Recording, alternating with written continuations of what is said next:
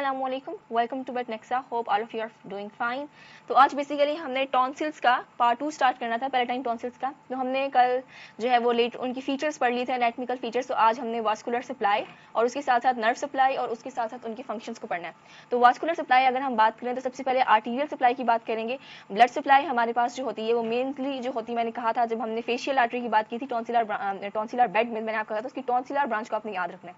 तो इसकी जो मेन सप्लाई है, आप यूँ कहेंगे इसकी प्रिंसिपल आर्टरी, कुछ ना याद रहे, ये याद रखना कि it's principal artery is the tonsillar branch of the facial artery. Snell's में सिर्फ इतना ही मेंशन है, ठीक है। एंड एंटर्स द, और ये एंटर कैसे करती है, the lower pole of the tonsil. Tonsil की लोअर पोल से एंटर करती है, मैंने बताया था आलमंड शेप्ड होता है, अपर पोल होता है, लोअर पोल होता है। लोअर पोल से एंटर करती है by piercing the which muscle, superior constrictor muscle. यही एक मेजर मसल है यहाँ जो जिसका नाम आ रहा है बार बार, सुपीरियर कंस्ट्रिक्टर।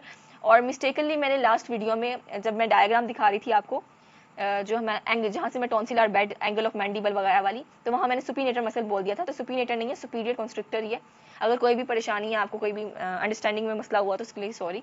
तो सुपीरियर कंस्ट्रिक्टर ही मसल होता है, यही मसल होता है जिससे हमारे पास इसको पियर्स करके ये artery, that is the tonsillar branch of the facial artery, जो कि प्रिंसिपल आर्टरी है, उसको सप्लाई करती है। इसके अलावा भी इसके कुछ एडिशनल सोर्सेज होते हैं। अब इसके एडिशनल सोर्सेज कौन कौन से होते हैं वो हम याद देख लेते हैं। पहली तो इसकी एडिशनल सोर्स में होती है dorsal linguae branch of the lingual artery. Lingual artery की कौन सी ब्रांच भाई, डोर्सल लिंग्वी ब्रांच होती है लिंगुअल आर्टरी की। मजीद अगर हम जाएं आगे तो कौन कौन सी है जी, असेंडिंग पैराटाइन, जो कि फेशियल आर्टरी की ब्रांच, फेशियल आर्टरी की दो ब्रांचेस पास करी थी टॉन्सिलर बेड में से। एक थी टॉन्सिलर ब्रांच जो कि प्रिंसिपल आर्टरी है, एक और भी थी असेंडिंग पैराटाइन ब्रांच, अगर आपको याद हो और अगर आपने लेक्चर प्रिपेयर किया हो तो ascending palatine branch that is also branch of the facial artery, तो वो पास करी होती है। तो first will be the dorsal linguae branch of the lingual artery, then we will have the ascending palatine, देखो ना palatine ascending palatine branch of the facial artery, then we will have the ascending pharyngeal. Ascending pharyngeal ये branch होती है जी external carotid artery की। अब remember ये रखना है कि मैंने जब टॉन्सिलर बेड का आखिरी कंपोनेंट हमने पढ़ा था, हमने पढ़ा था इंटरनल कैरोटिड आर्टरी जो कि टू पोस्टोलेटरल थी। लेकिन यहाँ जो ब्रांच एडिशनली आर्टीरियल सप्लाई दे रही है, जो एडिशनल सोर्स, वो इंटरनल नहीं है, वो एक्सटर्नल है, एक्सटर्नल कैरोटिड आर्टरी की असेंडिंग फेरेंजियल ब्रांच, ठीक है।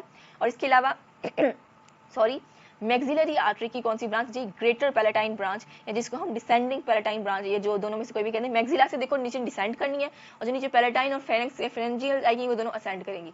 तो हमारे पास फेशियल और एक्सटर्नल कैरोटिड आर्टरी की असेंडिंग पैलेटाइन और असेंडिंग फेरेंजियल, और जो मैक्सिलरी आर्टरी ऊपर से इस तरह याद रखना है, उसकी डिसेंडिंग पैलेटाइन, या जिसको हम कहेंगे ग्रेटर पैलेटाइन, उसको हम आगे मजीद पढ़ लेंगे कि जब हम हार्ड पैलेट और सॉफ्ट पैलेट पढ़ेंगे ना, तो ग्रेटर पैलेटाइन ये आपको मजीद क्लियर हो जाएंगी आहिस्ता आहिस्ता इंशाल्लाह। और इसके अलावा लिंगुअल आर्टरी की एक ब्रांच होती है dorsal linguae branch of the lingual artery. तो हमारे पास जो प्रिंसिपल सप्लाई आर्टीरियल सप्लाई थी जी, वो इसकी थी tonsillar branch of the facial artery, और जो एडिशनल सोर्स थी वो dorsal linguae branch lingual artery की, फेशियल आर्टरी की ascending palatine, external carotid artery की असेंडिंग फेरेंजियल, और मैक्सिलरी आर्टरी की ग्रेटर पैलेटाइन या डिसेंडिंग पैलेटाइन ब्रांच। यहाँ हो गई हमारे पास जी आर्टीरियल सप्लाई। अब Venus drainage of the tonsil, तो वीनस ड्रेनेज आपने ना ये वर्ड याद रखना है, ये प्लेक्सिस, प्लेक्सिस से ही काम स्टार्ट होगा, कहानी स्टार्ट होगी, और जाके ये प्लेक्सिस पे ही जाके एंड हो जाएगी वीनस ड्रेनेज की जो इसकी कहानी है। अब हमारे पास जो वेन्स निकलती है ना, capsule, round the capsule lateral side से निकल रही है, मतलब टॉन्सिल के, वो एक प्लेक्सिस बनाती हैं। अब ये जो प्लेक्सिस बनते हैं ना, वहाँ से जो वेन्स निकलती हैं वो जाके आगे ड्रेन हो जाती हैं वेन में, that is called the paratonsillar vein. Paratonsillar vein पे जो है वो जाके ड्रेन हो जाती हैं ये पैराटॉन्सिलर वेन। अब ये हमारे पास लार्ज वेन होती है, और ये डिसेंड कहाँ करती है, between the tonsillar hemi capsule. Tonsillar hemi capsule क्या है जी, lateral surface of the tonsil, and the superior constrictor. Superior constrictor क्या है, सुपीरियर कॉन्स्ट्रिक्टर हमारे पास है जी जो टॉन्सिलर बेड बना रहा है ना लेटरल साइड, ये उसके दरमियान डिसेंड करती है। अच्छा, तो पैराटॉन्सिलर, यहाँ जो बीडी है ना, ये बीडी में पैराटॉन्सिलर वेन, ये याद रखना है कि पैराटॉन्सिलर वेन की बात है। लेकिन जो हमारे पास स्नेल्स है, स्नेल्स में यहाँ एक्सटर्नल पैलेटाइन वेन की बात हुई थी, मैंने ऊपर बताया था कि एक्सटर्नल पैलेटाइन वेन होती है जो सॉफ्ट पैलेट को पियर्स करती है। और हमारे पास जी एरियोलर टिश्यू जो कि peritonsillar space, that is the space between that lateral surface and the superior constrictor muscle, वही स्पेस जहाँ से ये कह रहे हैं कि पैराटॉन्सिलर वेन पास करिए, वहीं से डिसेंड करती है, ठीक है, और वो सप्लाई करती है। सिर्फ स्नेल्स में इतना बताया हुआ है, लेकिन जो इसमें इसकी कंप्लीट डिटेल है वो बीडी में दी हुई है कि कहाँ ये प्लेक्सिस बनता है, उस प्लेक्सिस से वेन्स ड्रेन हो जाती हैं जी पैराटॉन्सिलर वेन में, जो डिसेंड करती है जी पेरिटॉन्सिलर स्पेस से, जो कि स्पेस होती है between the lateral surface and the superior constrictor before piercing the pharyngeal wall, और फिर जाके ज्वाइन करती है जी कॉमन फेशियल वेन को, और ये कॉमन फेशियल वेन या एक्सटर्नल पैलेटाइन वेन ये सारे आगे जाके ड्रेन हो जाती हैं जी फेरेंजियल वीनस प्लेक्सिस में। तो आपने ये याद रखना है कि जी प्लेक्सिस स्टार्ट हुई कहानी, then paratonsillar vein, then external palatine और कॉमन फेशियल वेन से उसकी ज्वाइन हुआ और जाके जी फेरेंजियल वीनस प्लेक्सिस में ही सुपीरियर कॉन्स्ट्रिक्टर को पियर्स करने के बाद आके जाके इसने फेरेंजियल वीनस प्लेक्सिस में ड्रेन हो जाना है। ठीक है, अब हमारे पास यहाँ बताया हुआ है कि ये हमारे पास यूजुअल कॉज ऑफ द ये जो वेन्स होती है ना, क्योंकि मैंने कहा ना ये पेरिटॉन्सिलर स्पेस में होती हैं और पेरिटॉन्सिलर स्पेस बिल्कुल टॉन्सिल के साथ बिल्कुल स्मॉल सी स्पेस थी, हमने कहा था लूज एरियोलर टिश्यू वाली, तो वहाँ ये वेन्स होती हैं। तो ये हमारे पास जब हम टॉन्सिलेक्टमी करते हैं तो this can be the usual cause of haemorrhage, तो इनका हेमरेज हो सकता है टॉन्सिलेक्टमी के दौरान। अब हम जब साथ साथ पढ़े हैं जी हम टॉन्सिलेक्टमी, बार बार टॉन्सिल्स के बारे में पढ़े, तो यहाँ हम एक इंपॉर्टेंट क्लिनिकल जो कि बहुत बहुत ज़्यादा इंपॉर्टेंट है टॉन्सिलाइटिस, उसको भी डिस्कस कर लेते हैं। तो बेसिकली टॉन्सिलाइटिस क्या है, मैंने क्लिनिकल्स को इसके अंदर नहीं किया हुआ, बस साथ साथ जो मैंने हिंट दिया हुआ है क्लिनिकल स्नेल्स में ही बहुत अच्छे एक्सप्लेन किए हुए हैं, हम वहीं से अंडरस्टैंड करेंगे कि जो बेसिकली हमारे पास पैलेटाइन टॉन्सिल्स होते हैं ना, वो अपने मैंने कहा था कि अपनी मैक्सिमम साइज में अर्ली चाइल्डहुड में पहुंच जाते हैं। प्यूबर्टी के बाद ना वो अदर लिम्फॉइड की तरह टिश्यूज की तरह उनकी भी क्या होने लग जाती है जी, वो आहिस्ता आहिस्ता उनकी एट्रोफी होने लग जाती है और वो मैंने कहा उनका साइज रिटार्ड होना शुरू हो जाता है। ठीक है, अब जो ये पैलेटाइन टॉन्सिल्स उनका फंक्शन खत्म हो गया ना, अब ये खाली है, तो वो ये हमारे पास इसके अंदर जो मैंने कहा था कि जो क्रिप्स हैं ये can be the site of infection, क्योंकि यहाँ फूड डेब्रिस एपिथेलियल सेल्स वगैरह ये बैक्टीरिया आकर कलेक्ट हो सकते हैं और वो इन्फेक्शन कॉज कर सकते हैं और ये कॉमन साइट ऑफ इन्फेक्शन होता है, जिसकी वजह से हमारे पास इसकी दो करेक्टरिस्टिक सिम्टम्स प्रोड्यूस होती हैं, क्या सोर थ्रोट होगा और दूसरी क्या होगी कि हमारे पास पायरेक्सिया यानी कि फीवर होगा। ठीक है, ये दो हमारे पास इसकी करेक्टरिस्टिक सिम्टम्स है। ठीक है, तो ये हमारे पास हो जाता है अगर इसके रिकरेंट अटैक्स होने लग जाए ना टॉन्सिल्स के, तो टॉन्सिलाइटिस इन्फेक्शन ऑफ द, हमने वही का टॉन्सिल के इन्फेक्शन को कह रहे हैं, तो हमें क्या करना पड़ता है, एंड रिजल्ट क्या करना पड़ता है, टॉन्सिलेक्टमी। करते हैं टॉन्सिलेक्टमी करते हैं ना, तो टॉन्सिलेक्टमी के बाद जो एक्सटर्नल पैलेटाइन वेन होती है मैंने कहा, या पैराटॉन्सिलर वेन जो हमारे पास बिटवीन द ये हेमिकैप्सूल और ये जो सुपीरियर कॉन्स्ट्रिक्टर टॉन्सिलर बेड है पेरिटॉन्सिलर स्पेस से पास करी होती है, तो ये हमारे पास हेमरेज पोस्ट ऑपरेटिव हेमरेज का जो है ना वो बाइस बन सकती है। ठीक है ना, टॉन्सिलेक्टमी के बाद यही बात थी। अच्छा, अब हम आगे बात करते हैं मजीद। इन्होंने यहाँ लिखा हुआ है कि द वेन स्पीयर, ये हमने पढ़ लिया सारा लेकिन फिर भी रीड कर लेता है, the vein spears the superior constrictor muscle and join the external palatine vein. वही यहाँ मैंने कहा था कि बीडी में पैराटॉन्सिलर वेन की बात की, यहाँ एक्सटर्नल पैलेटाइन वेन की बात की है, जो आगे जाके फेरेंजियल और वीनस वेन्स में फेशियल वेन्स के साथ ज्वाइन करेगी और आगे जाके फेरेंजियल वीनस प्लेक्सिस में इसने जाके ड्रेन हो जाना होता है। तो वही थी किसको, सुपीरियर कॉन्स्ट्रिक्टर को पियर्स करने के बाद आगे इन्होंने जाके फेरेंजियल वीनस प्लेक्सिस में ड्रेन होना है। ठीक है ना, लेकिन जो एक्सटर्नल पैलेटाइन वेन है या जो पैराटॉन्सिलर वेन है वो पास हमारे पास पेरिटॉन्सिलर स्पेस से करनी है। अब हमारे पास ये होगी जिसकी वीनस ड्रेनेज मुकम्मल। होप से आपको यहाँ तक कोई मसला ना हो। आगे हमने इसकी लिम्फ ड्रेनेज और नर्व सप्लाई पढ़नी है। तो हमारे पास लिम्फ ड्रेनेज में ये है कि अब जो भी हमने लिम्फ नोड्स जितने भी पढ़े हैं उसमें दो किस्म की लिम्फेटिक डक्ट्स आ रही होती हैं, एक और होती है एफ्रेट लिम्फेटिक और एक आ रही होती है इफ्रेट लिम्फेटिक्स।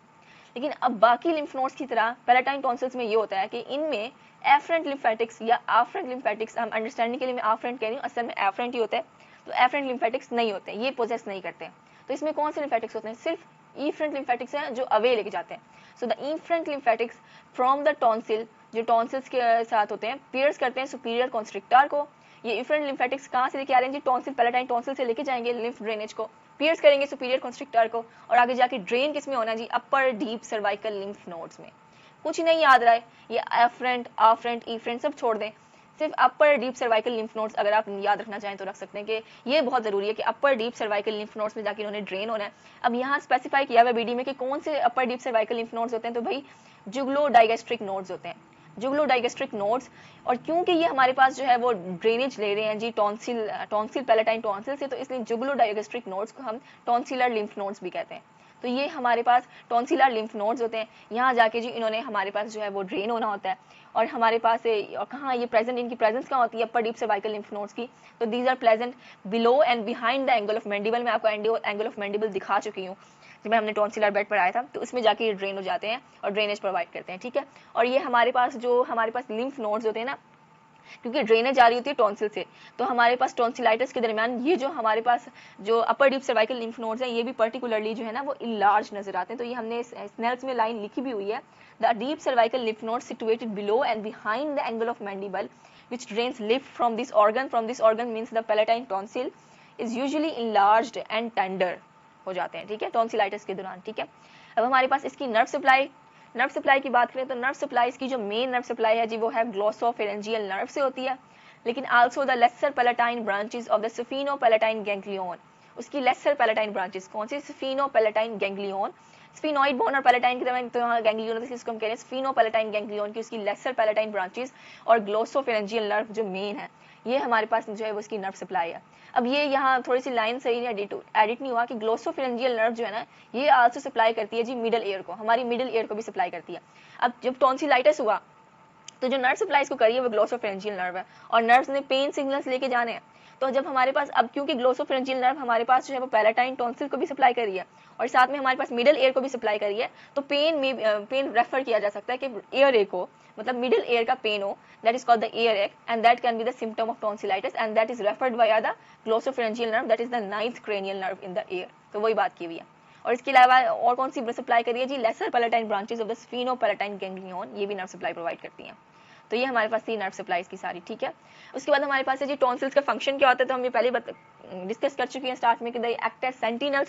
सेंटिनल्स मतलब एक गार्ड के तौर पे एक्ट करते हैं अगेंस्ट फॉरेन इंट्रूडर्स जो इनहेलेशन और इंजेक्शन दोनों से आ जाते हैं, क्योंकि ओरोफेनिक्स में होती है ना, तो ओरोफेनिक्स में ही जो चीज़ें नेजोफेनिक्स से पास करती हैं वो आगे जाकर उन्होंने ओरोफेनिक्स में आना होता है। तो इनहेलेशन और इंजेक्शन के जरिए जोन से भी वायरसेस या बैक्टीरिया या अदर एंटीजन्स आ जाते हैं, तो ये उसको हमारे पास जो है ना उनके अगेंस्ट जो गार्ड करती है। लेकिन ये भी जो फंक्शन होता है ये 4 to 10 ईयर्स ऑफ एज तक होता है। प्यूबर्टी के बाद में बीटा सेल प्रोडक्शन की डिक्रीज हो जाती है, जिसकी वजह से इनका जो है वो फंक्शन लॉस हो जाता है। तो यहाँ तक तो जी सारी कहानी पैलेटाइन टॉन्सिल्स की जी। पैलेटाइन टॉन्सिल्स की कहानी यहाँ मुकम्मल होती है। इसके अलावा यहाँ हमारी बुक में फेरेंजियल टॉन्सिल्स की थोड़ी सी भी बात की गई है, तो हम उसको भी डिस्कस कर लेते हैं, ठीक है ना। तो फेरेंजियल टॉन्सिल्स को अगर हम डिस्कस करें तो फेरेंजियल टॉन्सिल्स में हमारे पास ये है कि फेरेंजियल टॉन्सिल्स मैंने कहा था कहाँ लोकेटेड होते हैं जी, नेजोफेरिंक्स में, between the junction of the nasal cavity and the pharynx. लेकिन ये नेजोफेरिंक्स पार्ट फेरिंक्स का ही है, वहाँ लोकेटेड होते हैं जी। रूफ ऑफ द मतलब पोस्टीरियर हमारे पास ओरोफेरिंक्स की रूफ पे कहते हैं कि वहाँ हमारे पास होते हैं, लोकेटेड होते हैं। और हमारे पास पैलेटाइन टॉन्सिल की तरह ये भी हमारे पास अर्ली चाइल्डहुड में जो है वो लार्जेस्ट होते हैं और प्यूबर्टी के बाद इनकी भी एट्रोफी होना स्टार्ट हो जाती है। अब इसके साथ एक clinical related that are the adenoids. अब एडिनॉइड्स क्या होते हैं, जब हमारे पास कोई भी इन्फेक्शन होता है ना लिम्फोइड टिश्यू में, तो उसका सबसे बड़ा साइन क्या होता है कि एक्सेसिव हाइपरट्रॉफी हो जाती है, जो कि टॉन्सिल्स में, वैसे तो हमें टॉन्सिल्स यूजुअली नजर नहीं आ रहे होते पैलेटाइन टॉन्सिल्स, लेकिन जब टॉन्सिलाइटिस होता है तो हमें वाज़ेह तौर पे नजर आ रहे होते हैं पैलेटाइन टॉन्सिल्स। सो वही होता है कि जब हमारे पास एक्सेसिव हाइपरट्रॉफी हो जाए लिम्फोइड टिश्यू की, तो अगर ये फेरेंजियल टॉन्सिल्स की इनलार्जमेंट हो जाए और उनमें इन्फेक्शन हो जाए, तो इनलार्ज्ड फेरेंजियल टॉन्सिल्स जो कि अबनॉर्मल होते हैं उनको हम कहते हैं एडिनॉइड्स। नॉर्मल फेरेंजियल टॉन्सिल्स को नहीं, enlarged excessively hypertrophy pharyngeal tonsils को हम एडिनॉइड्स कहते हैं। अब इसमें हमारे पास इसके क्या होगा, क्योंकि ये हाइपरट्रॉफी बहुत ज़्यादा होती है तो हमारी नेजल ओपनिंग को ब्लॉक कर सकती है, पोस्टीरियर नेजल ओपनिंग्स को ब्लॉक कर सकती है, जो कि नेजोफेरिंक्स में आ रही होती है, जिसकी वजह से क्या हो सकता है कि patient can snore loudly at night. और इसके अलावा क्या हो सकता है कि वो ओपन माउथ करके ब्रीदिंग करे, तो ये हमारे पास नजर आता है। इसके अलावा जो हमारे पास ये जो इन्फेक्टेड हमारे पास लिम्फोइड टिश्यू है that are the pharyngeal tonsils, इनका क्लोज रिलेशन होता है, क्योंकि हमारे पास बिल्कुल पीछे नेजोफेरिंक्स की तरफ होती है ना, तो मिडल एयर ऑडिटरी ट्यूब अंदर जो है वो ओपन हो रही होती है, उसके साथ इसका क्लोज रिलेशन होता है। तो इसकी वजह से उस इन्फेक्शन की फैलने की वजह से हमारे पास डेफनेस हो सकती है और ओटाइटिस मीडिया है कि पेन या इन्फ्लेमेशन हो जाती है मिडल एयर में। तो रिकरेंट ओटाइटिस मीडिया ये वर्ड मेंशन है, फ्रेज मेंशन है हमारे पास नल्स में, तो वो भी हो सकता है।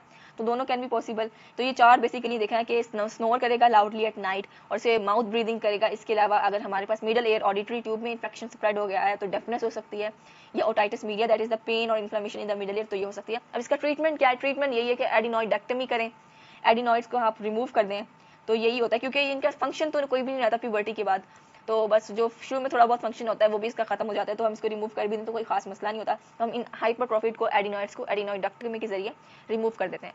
अच्छा, अब अभी बस खत्म हो गया, आप कह रहे इतना लंबा कर दिया, बस एक चीज़ और रहेगी, दैट इज द फेरेंजियल लिम्फेटिक रिंग। मैंने लास्ट लेक्चर में मेंशन किया था, that are the Waldeyer throat ring, इनको हम वाल्डियर थ्रोट रिंग भी कहते हैं। फेरेंजियल लिम्फेटिक रिंग्स होते भी क्या है, इस नल्स में थोड़ा सा मेंशन है, मैं वही बता रही हूँ कि जो फेरेंजियल लिम्फेटिक रिंग होते हैं ना, ये बेसिकली लिम्फोइड टिश्यू होता है जो सराउंड्स करता है opening of the nasal cavity की भी और ओरल कैविटी, दोनों की ओपनिंग्स को सराउंड कर रहा होता है, ठीक है। रेस्पिरेटरी एंड डाइजेस्टिव सिस्टम की ओपनिंग के इर्द गिर्द क्या एक रिंग बनाता है लिम्फोइड टिश्यू का, जिसको हम कहते हैं फेरेंजियल लिम्फेटिक रिंग या वाल्डियर्स थ्रोट रिंग। अब इसके ये बताया हुआ कि इसकी हमारे पास ये जो टॉन्सिल्स हैं इसमें पैलेटाइन टॉन्सिल्स के साथ एक और ट्यूबल टॉन्सिल्स, वो हमारे स्नेल्स में वैसे तो डिस्कस नहीं है मगर नाम है ट्यूबल टॉन्सिल्स। ट्यूबल टॉन्सिल्स क्या है? वो टॉन्सिल्स जो ऑडिटरी ट्यूब के प्रेजेंट, सामने प्रेजेंट होते हैं ना, around the opening of auditory tube, उन टॉन्सिल्स को हम कहते हैं ट्यूबल टॉन्सिल्स। तो ये ट्यूबल टॉन्सिल्स और पैलेटाइन टॉन्सिल्स ये लेटरली साइड पे प्रेजेंट है ना, और हमारे एयर्स भी लेटरली होते हैं, तो उनकी ऑडिटरी ट्यूब भी लेटरली होगी। तो ये ट्यूबल टॉन्सिल्स और पैलेटाइन टॉन्सिल्स हम पहले ही पढ़ चुके हैं, वो लेटरल वॉल ऑफ द ओरोफैरिंक्स में होते हैं। तो ये हमारे पास लेटरल वॉल बनाते हैं, किसकी जी? वॉल्डियर्स थ्रोट रिंग की, हमारे पास लेटरल पार्ट बना रहे होते हैं इस रिंग का। और जो फेरेंजियल टॉन्सिल्स है वो ऊपर नेजल कैविटी की पोस्टीरियरली प्रेजेंट है ना, रूफ में। तो ये हमारे पास क्या बना रहे होंगे? रूफ में जो है वो प्रेजेंट होते हैं। तो ये हमारे पास बनाते हैं जी उसका अपर पार्ट बनाते हैं वॉल्डियर्स थ्रोट रिंग का। और हमारे पास जो लिंगुअल टॉन्सिल्स होते हैं वो हमारे पास प्रेजेंट होते हैं, मैंने कहा था ओरोफेरिंक्स में प्रेजेंट होते हैं, लेकिन कहाँ स्पेसिफिकली? तो हमारे पास जो पोस्टीरियर 1/3 ऑफ द टंग होती है, टंग जब हम पढ़ेंगे तो हमने टंग को बेसिकली 2 पार्ट्स में डिवाइड किया जाता है। सल्कस टर्मिनालिस एक वी शेप्ड सल्कस होती है, लाइन होती है, उसके जरिए से हमने इसको डिवाइड किया होता है एंटीरियर 2/3 में और पोस्टीरियर 1/3 में। तो पोस्टीरियर 1/3 में डोर्सम साइड में, जो डोर्सल साइड है, ऊपर वाली साइड है टंग की, वहाँ प्रेजेंट होते हैं हमारे पास लिंगुअल टॉन्सिल्स। और ये भी हमारे पास क्या बनाएंगे? जाहिर सी बात नीचे की तरफ है, तो ये lower part of the Waldeyer's throat ring बनाएंगे। तो यहाँ सारा कुछ मुकम्मल हो जाता है टॉन्सिल्स के हिसाब से। उम्मीद है कि अब कोई भी कंफ्यूजन या क्यूरी आपको नहीं रही होगी। स्टिल कोई कंफ्यूजन या क्यूरी हो तो आप कमेंट बॉक्स में पूछ सकते हैं, और मैं कोशिश ज़रूर करूँगी, बल्कि मैं ज़रूर इसका जो है वो नोट्स का जो है वो लिंक, PDF लिंक मैं शेयर कर दूँगी। इसमें सारा मैंने अरेंज करके नोट्स बनाए हुए हैं from the BD and the Snell, that is a recommended book. BD से कोई चीज़ मिस हो सकती है, स्नेल से कोई चीज़ मिस नहीं होगी। And thank you so much. अल्लाह हाफिज़। रिव्यू ज़रूर दिएगा और आगे शेयर और लाइक ज़रूर करिएगा।